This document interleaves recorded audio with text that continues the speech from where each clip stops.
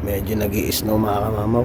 Ewan ko lang kung nakikita nyo. Ayun, yung mga bumabagsak na snow.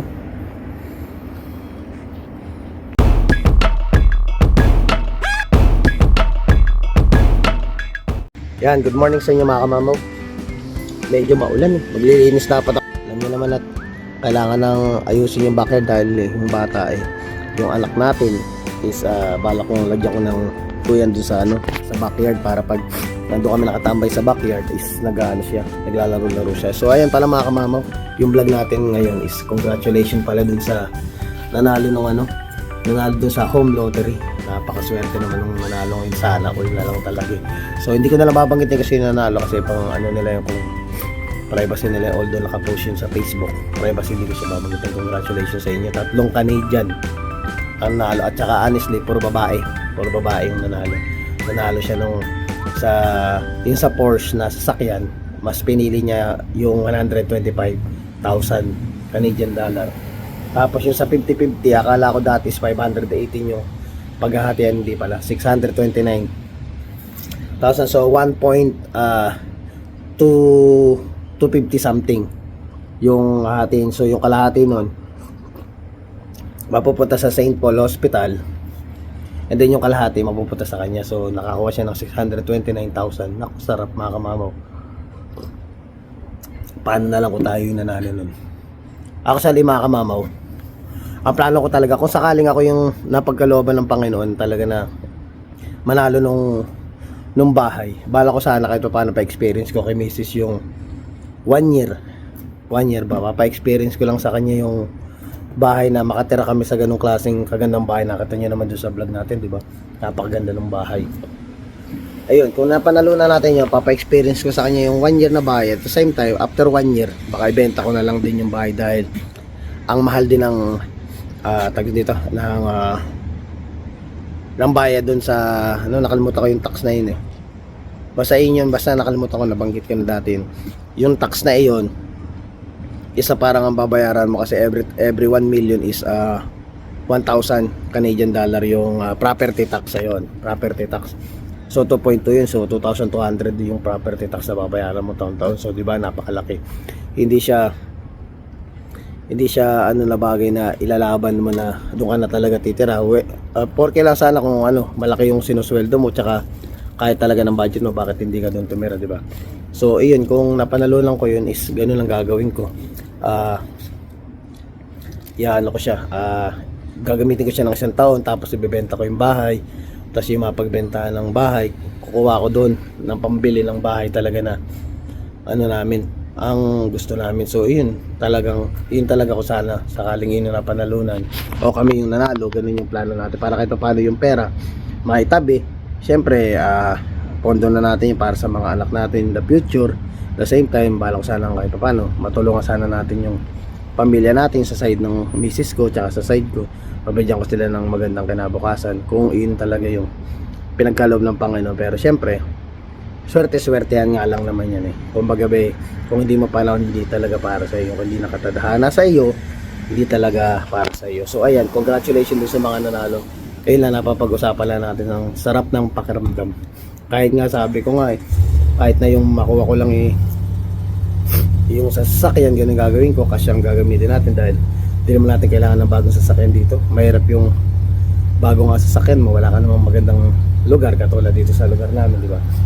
Although mabait yung may-ari ng bahay, talaga nagpapasalamat ako dun sa may-ari ng bahay. Pero syempre, ayoko naman lumaki din yung anak ko, yung baby ko dito sa ganitong klaseng paligid. Gusto ko yung tahimik, maayos, tsaka yung may peace of mind ka pag pumapasok sa trabaho. So yun, nakakatawa lang no? Pag nakita mo may mananalo na. Hindi ko nga ina-expect na ganun kabilis yung raffle. Akala ko sa katapusan pa ng April babanggitin ko sino nanalo.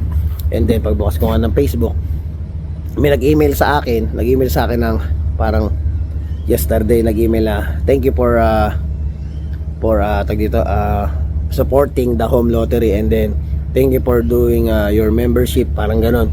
So nung nag-email siya, napag-usapan na namin ni Mrs. Sabi ko, nag-email na to. Pero parang inano na ako, kumbaga para bang nakaramdam na ako. Ay sabi ko, ay thank you to dahil hindi ako nanalo. Ay sabi naman ni Mrs. Ay hindi, ano lang yan, parang nagpapasalamat lang siguro sa lahat ng mga sumali. Pero yung pakaramdam ko kapon na nag-message yun, sabi ko ay wala na, may nanalo na talaga, hindi lang binabanggit pa. Pero yun na nga, lumabas na yung panalo. Maraming sana all na lang dun sa nanalo, na ayun, ma-enjoy nila. Baka naman sabi nga ni Mrs. nabanggit din ni Mrs. kanina na baka kasi yung mga nanalo is talagang kailangan na nila. Kumbaga hindi na talaga yung ano ni Lord na ito na yung ano, ito na yung chance nila. Baka kailangan na nila ng bahay, ganito. Alam mo yung mga gano'n na kung naniniwala ka sa mga ganong klaseng bagay na pag para sa iyo at panahon mo na ibibigay sa iyo. So yun na lang yung masasabi natin. So try natin next time, baka naman ay swertein tayo. Marami naman tayong bagay. Ang mahalaga, nagtatrabaho ka pa rin, nagsusumikap ka pa rin para sa sarili mo. Huwag mo lang basta ibase yung swerte mo dun sa mga ganoon. Kailangan mo pa rin ng sikap, kailangan mo pa rin magtrabaho ng maayos at pagsumikapan mo yung mga bagay-bagay para matupad mo yung mga pangarap mo. Yo, mapagpalang araw sa inyong lahat. Gusto ko lang i-flex yung project natin na kay Kamamo Vlog TV ng Saskatchewan, Canada. So tol, papaship ko na ang Kamamo Vlog TV. Antayin na lang natin mga tol. Ito yung side. Yan. So kung gusto nyo ng mga ganitong design, i-PM nyo lang ako sa Ando Bungkato Soria, Canada only.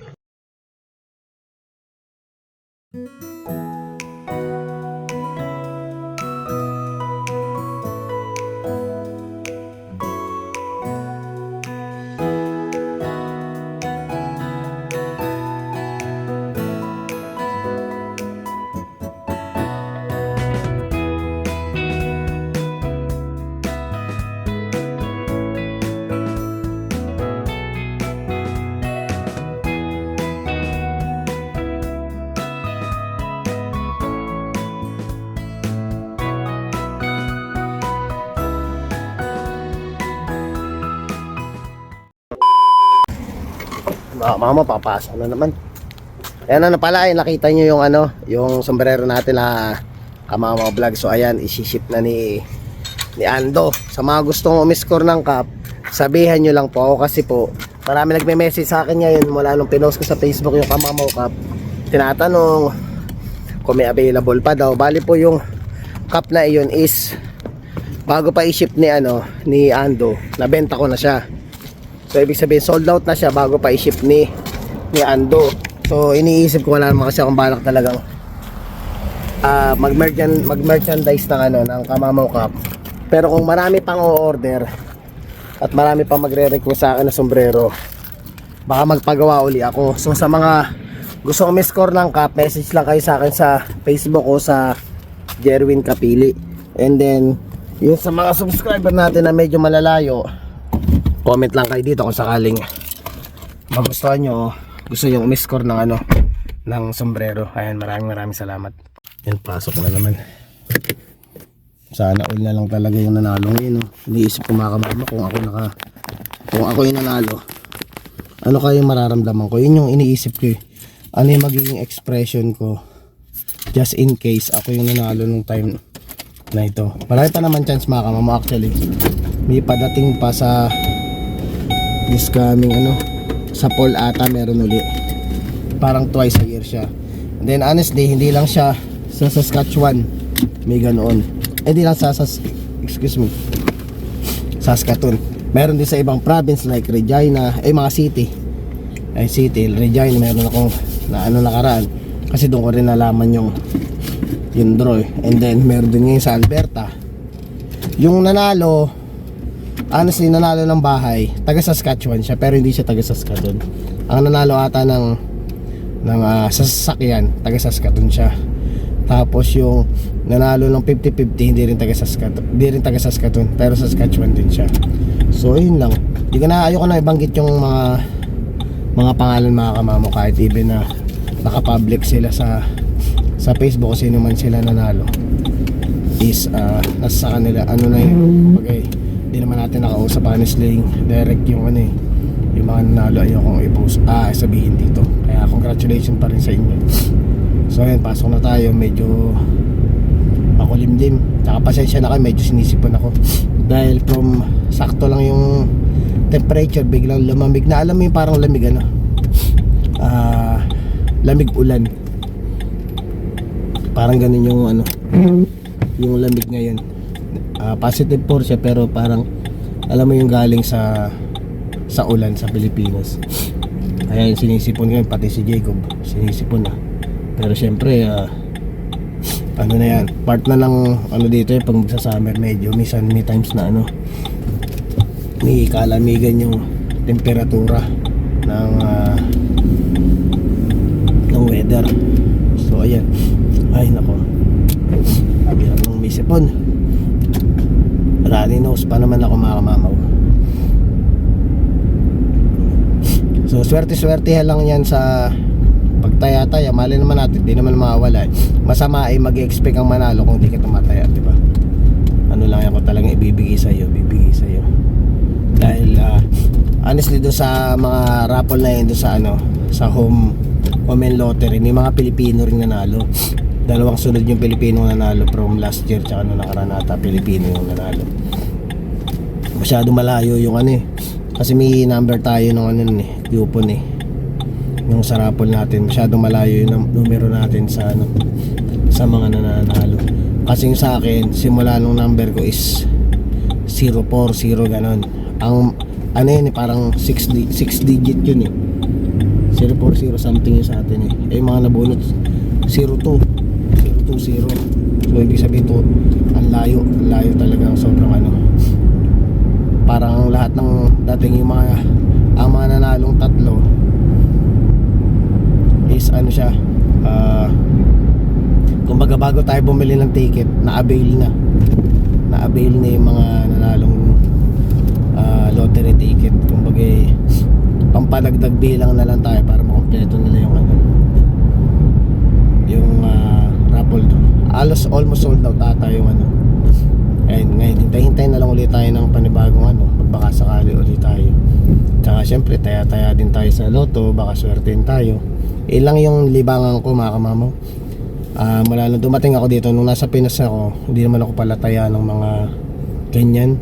Ay syempre tayo, nangangarap din tayo, nagbabaka sakali tayo. Wala namang masamang mangarap, di ba? Ay, nagtataya-taya tayo sa loto.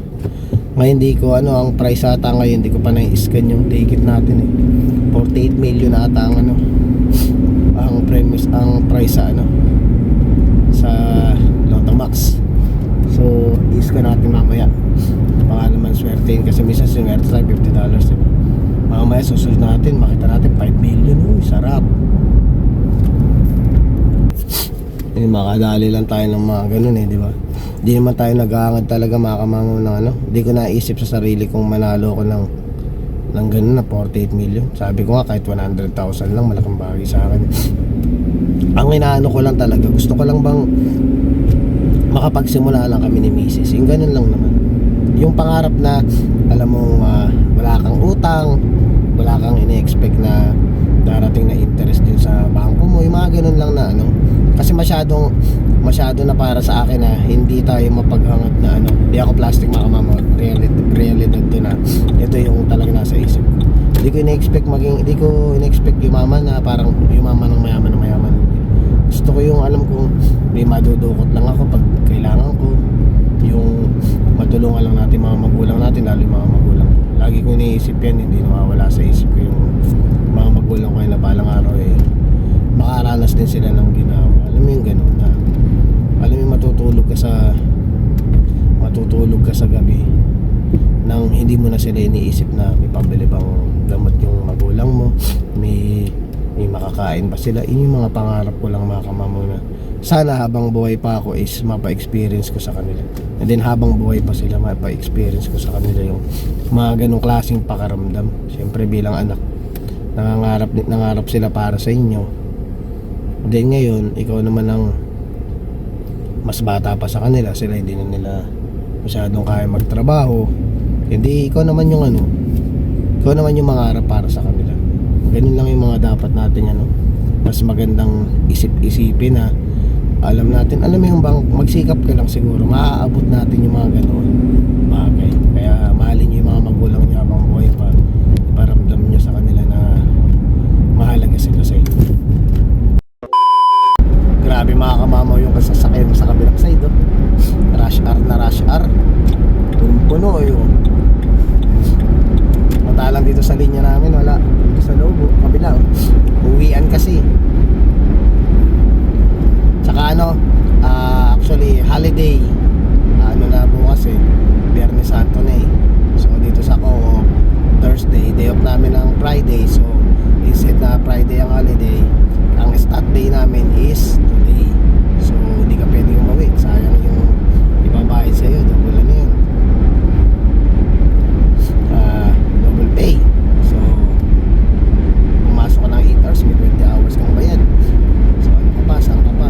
Kaya sino ba naman ang tatama ng umuwi? Kaya nga mamaya kung maglinis pero walang uuwi kasi minsanan lang yung overtime. Yun nga lang yung panahon ngayon, parang sinasapul pa ng start day na parang nakakatamad pumasok. Pero yan, kailangan talagang pasukan mo, tiisin mo yung kasi 12 hours yung mawawala sa'yo pag hindi ka pumasok ngayon. Ako, matindi traffic ngayon natin in-expect yung aabutan natin ganito busy ngayong kalsada. Grabe, hanggang dulo, oh my god. Yan, buti maaga akong pumasok ng konti kasi kung di ako pumasok pag pumasok ako ng sakto, malamang late ako, sobrang traffic. Yan, for sure yung susunod na paparapol siguro mga ganong presyo. Pero usually sa Regina parang 1.8 million lang yung premium nila dun sa bahay na pinarapol nila. So itong sa Saskatoon 2.2 medyo mahal siya, tsaka mas malaki siya. So hindi natin alam yung susunod na kasi doon sa linya na pinuntahan natin dati sa yung pinakapwesto ng pinagtayuan ng bahay, talagang kakaiba yung mga neighborhood, talagang masasabi mo may mga kaya sa buhay, tsaka mga talaga mga big time. Pwede rin yung ibang nanalo dun, baka mamaya yun yung mga nanalo yung mga nakatira pala doon, baka mamaya yung iba doon is mga nanalo lang doon sa lottery. Pero yung iba talaga na nakatira doon, for sure may mga kakalala tayong mga realtor na may mga kliyente sila na nakakuha ng bahay doon. For sure yung mga yun, talagang magaganda ang estado ng trabaho dito sa Canada. Talagang mga big time yung mga usually mga doktor yan, engineer, naman yung mga trabaho, tsaka malalaki talagang sweldo. Even kahit sa nurse nga lang, malalaki na sweldo ng nurse. What more pa yung mga doktor, yung mga talagang mga elite squad ba kung tumagin, na malulupit na trabaho. Kaya yung sasabi din natin sa mga anak natin, baka sakaling pala rin sila, di ba, kung magsisikap lang sila sa pag-aaral nila at yung pangarap nila ay gusto nilang maabot katulad niya, kung ganyan yung mga kursong gusto nilang kunin, di ba, ang gaganda ng buhay nila in the future. Kaya dapat talaga i-guide natin yung mga anak natin na mag-aral ng mabuti at magsikap para magkaroon ng magandang kinabukasan. Magsikap tayo dito. Yan, nakasingat ako. Pahirapan pa naman dyan sa yan, sa pagkaliwa kong iyan. Naalala ko dati, pag automatic naman kasi pa nagbisi yung diretso, pag nagkarong islat dahil nga mapupuno na yung kabila, makakasingit kami, di ba? May times na parang ganun yung nangyari, senaryo, nasa harapan ako, tapos nasa likod ko malaking truck. Kita niya yung blind spot ako Binusinahan niya ako ng beses, galdagal sa akin. Ang point ko, hindi ko malakita na kasi nga naka blind spot ako Hindi ko naman nakikita na which kung ano yung nakikita nung truck niya, dahil mas mataas nga yung truck niya, tsaka malaking truck yun. Kitang-kita niya na makakapasok ako hindi ko kita. Binubusinahan niya ako. Ang point ko, hindi ko naman nakikita paano ko ilalaban yung sarili ko na pumasok ako dun, tapos mabangga ako, diba? So kung mabanggaban tayo, sagot ba tayo nung nasa likod? Hindi. So magtatawa lang ka pa nung nasa likod, ba't mo pinasok? Or mga nakakita, o alam mo namang hindi mo pa right of way. At the same time, hindi mo siya right of way. ano lang siya, talagang may ano ka lang, may chance ka lang pamasok dahil nga punuan lang, pero hindi ka right of way, tapos blind spot ka pa, ba't ka papasok, di ba? So hindi talaga ako pumasok, alam beses ang binusinahan ng lalaki. Syempre nakaramdam din ako ng inis na ba't ka magagalit sa akin eh, hindi ko nga nakikita. So ginawa ko, huminto ako, tapos inano ko yung lalaki, sabi ko sa kanya, actually nagalit ako eh, parang sabi ko sa kanya, ano ka ako yung anin ko na lang, din ako magsalita ng pangit na basta parang ano ba yung problema mo, bakit mo inaano eh, hindi ko nga nakita. So ginawa niya, bata pa eh, siguro natakot din siya sa akin kasi nakita niyang galit ako eh, kasi point ko, busina ka ng busina sa akin, hindi mo naman alam yung sitwasyon ko. So ina nga, umalis na siya, tapos ayun na, lesson learned na lang din, buti hindi ko na lang din pinatulan talaga ng gusto yung lalaki, hindi na ako masyadong nagano, dahil may iniwasan ko na rin din mapaaway ka ng mga ganyang ano. Kaya dapat iwasan mo rin, kakalma mo rin sarili mo. Although nagagalit ka, normal naman magalit ka kung talaga nasa tama ka, pero syempre kontrolin mo yung anger mo, kasi baka mamaya kung saan mapunta pa yung galit mo, imbes na parang papasok ko na lang sa trabaho, mamaya kung saan pa mapunta, baka mamaya sa presinto ka pa mapunta, dahil nga pinilit mo yung sarili mo, dahil tama ka, pipilitin mo na parang alam mo yun, na matured naman na tayo, hindi naman na tayo katulad ko, hindi naman ako bata na para makapagsabayan. Kung mayabang ka, ikaw na lang ang mayabang, ako tahimik na lang ako, kasi mas pinapriority ko yung pamilya ko kaysa sa'yo. Pasok na muna tayo. Ay nako, masyado malamig, nakakaantok, nakakatamad pumasok. Yung baka yung iba, bago pumasok, bago ako mag-in, yung baka yung iba kasi din na sumali doon, matagal nang nakasali, kasi ngayon lang tayo sumali. Madalas siguro silang magsasali doon. Tsaka yung alam ko yung ibang entry ng iba doon, hindi lang isa, kasi mahal din ang ticket. Magkano ang ticket? $100 isang ticket. May narinig pa ako, pag bibili siya ng ticket 10, sipin mo 1,000. Magkano yung 1,000 Canadian dollar sa Philippine money? 40,000 na biruin mo.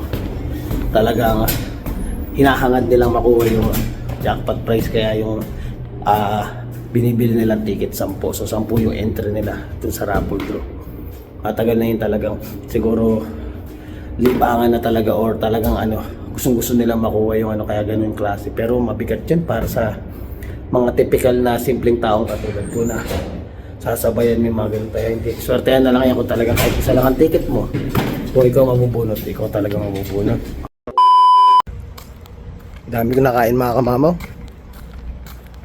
Binigyan kasi tayo ng ano ni Charlie ng ginisang munggo. Ay galunggong kasi yung ulam ko mga kamamaw, yung bangko galunggong. So naalala ko, kumain silang galunggong kahapon. Tinanong ko ulit kung inong ulam niya. Eh sumakto inong ulam. Siyempre kapartner ng ano natin yan, ng ating ulam. Medyo malamig pa rin Yan, tuloy natin ang ating ano, mag-against the ano tayo, against the wind. Sensya na't medyo sinisipan pa ako, kasi nga nagpalit nga ng ano nagpalit ng weather na naman. So tuloy natin yung ano natin, yung kwentuhan natin na when it comes sa mga ano, yung mga nanalo di ba? May naalala lang ako istorya sa Pilipinas dati. Di ko alam kung magpakailan man yun. Basta yun parang ganong istorya, true story siya, ng sinuwerteng tao. So ito lang, iano ko lang sa inyo para at least may aral ba na matututunan, o mga maibabalik na alaala ba. Na nanalo yung lalaki,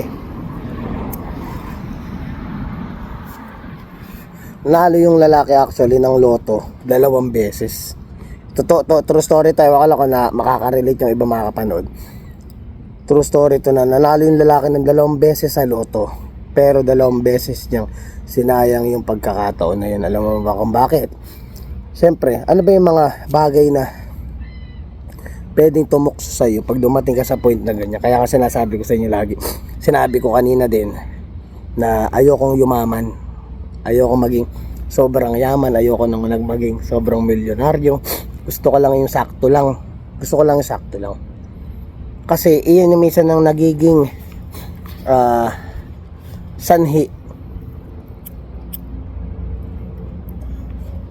ng pag sobrang dami mong pera. Kumbaga yun yung tukso ba, Pero syempre hindi naman lahat. Lahat naman kahit paano yung masasabi natin kung kaya mo kontrolin mo, which is maganda yun. Pero sa istorya ka napanood natin na yun is hindi niya na-control yung sobrang yaman niya. Lahat ng taong dating hindi naman siya kilala, naglalapitan sa kanya. Alam mo yun, pag meron, naglalapitan sila lahat. Nandun sila lahat. Nagamit siya. Nagamit na habang meron siya, nasamantala siya ng mga tao. Na-addict siya sa sugal, nagkaroon siya mga babae, hanggang sa dumating yung point na naubos, nawala na yung lahat ng napanalunan niya, naubos na. At the end of story, nagkasakit pa yung lalaki. So nakakalungkot isipin, kung isipin mo nga naman na sana simula pa lang napag-isipan na niyang mabuti yung paano niya aanuhin yung buhay niya, di ba? Kung na ano lang niya na di siya nagpa-tukso sa mga udyok ng mga kasama niya sa paligid, yung mga tao sa paligid siguro hindi ganun ang buhay niya. So anyway, ilan naman ang sinasabi ko na pagbigyan kayo ng chance ng Panginoon, kumbaga ayun na yung pagkakataon mo na, kasi kumbaga once in a lifetime lang yan. Hindi naman lahat ng tao is nagkakaroon ng ganda ng buwan, bilog. Akala ko buwan, ilaw pala yun. Akala ko bilog na bilog yung buwan ilaw pala yun.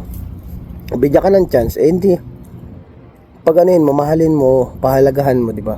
Kasi minsan lang darating siya, kasi hindi naman lahat ng tao, kumbaga in every million people, there's only one who has yung parang maswerte na magkakaroon ng pagkakataong gano'n, di ba? So, dapat niya, pahalagahan, di ba? Yun ang inaano na istorya na sayang yung chance, dalawang beses kang nanalo sa loto, tapos hindi mo pinahalagahan. Kasi sinasabi pa nila, may mga, ako naniniwala kasi ako sa ganito, may mga times na pag humihingi ka ng bagay sa taas, hindi agad na ibibigay sa iyo, ibig sabihin hindi ka pa emotionally and then physically or mentally na ready. Na pwede rin mangyari kasi mga kamamo, sakaling kung ibibigay ko sa itong nire-request mo o idinadasal mo, baka sumama ka lang, baka maging masamang tao ka lang, baka hindi pa kaya ng utak mo na i-handle yung gantong klase na kuyari kasikatan, gantong klaseng kayamanan, hindi kayang i-handle ng utak mo, is mapunta ka lang sa masamang diba? So yung kaya hindi niya bibigyan, kaya ako naniniwala ako sa ganun So ngayon, ko lang, dinadasal ko lang palagi sa Panginoon yung mga gusto kong bagay, kung sakali minsan hindi ko naman minamadali, hindi naman nakaligaan. Kumbaga syempre, kailangan pa rin ng hard work yun. Hindi mo naman magagawa ng dasal ka lang ng dasal tapos hindi ka kikilos. Kailangan kumilos ka rin para at least matupad mo yung mga bagay na gusto mo mangyari sa buhay. Kailangan pa rin ng sikap yun, tsaka pagtsatsaga. So yun, anin mo lang, ibibigay naman sa iyo sa tamang panahon. So ayun mga kamamaw, maraming salamat sa iyo. Medyo nilalamig ako malamig yung tsaka yung hangin, nasisipon pa si kamamaw. So mga kamamaw, sana na-enjoy nyo tong kwentuhan natin. So nakakaano lang, congratulations doon sa nanalo ng mga sasakyan, nanalo ng 50-50, tsaka nanalo ng 2.2 million na house. So mga kamamaw, malay natin balang araw, di ba? Hindi natin masasabi ang ikot ng mundo, baka mamaya tayo naman ang swerte sa susunod. So maraming salamat. Please don't forget to like, share, subscribe, and hit the notification bell for more updates on my video.